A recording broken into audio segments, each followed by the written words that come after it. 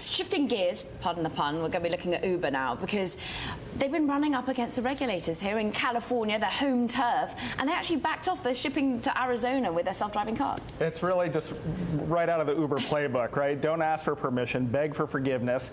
But, you know, people aren't sure what to think about driverless cars. And the fact is that our roads are kind of public property, and they're shared by drivers and bikers and pedestrians, and we kind of depend on government to keep it all orderly. And this was almost a step too far, and now Uber is kind of pulling up operations, moving to Arizona, and will march on. I mean, it's a company that doesn't surrender.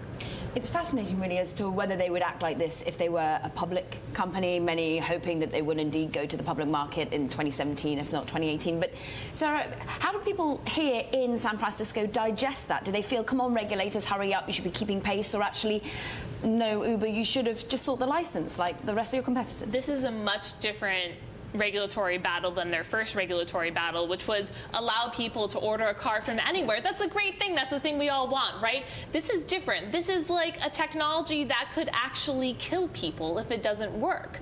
And, you know, self-driving, what Uber's calling these cars, they weren't totally self-driving. They had a driver in there that would take hold of the wheel if anything went wrong.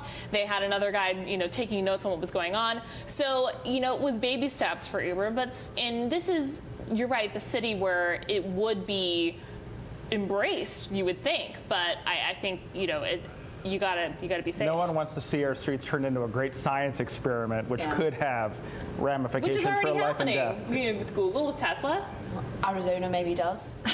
They invited them in. But let's shift from AI, well, automation, into AI and into computer learning and into what has flown out of the shelves this Christmas period. It is Amazon, the Echo, sold out. I'm sorry, you can't get it on your stocking list, it would seem now, Brad. It's a great product. I mean, that's the bottom line. People love it. And you got to give Amazon credit here, because they have labored for 8 years experimenting and trying new hardware strategies.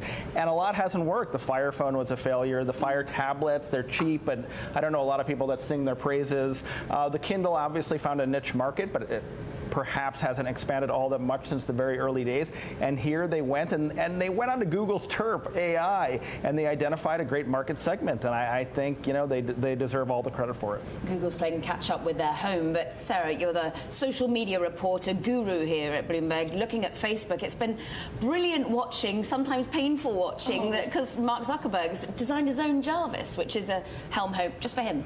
He definitely hammed it up on his Facebook page with demonstration videos of how this home assistant works. Certainly it's not something that he's going to try to sell on the markets. It was more of a personal challenge. He has those every year.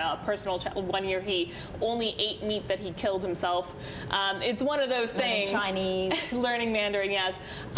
So he did that. He built that, and he's been using it in his home with the voice of Morgan Freeman.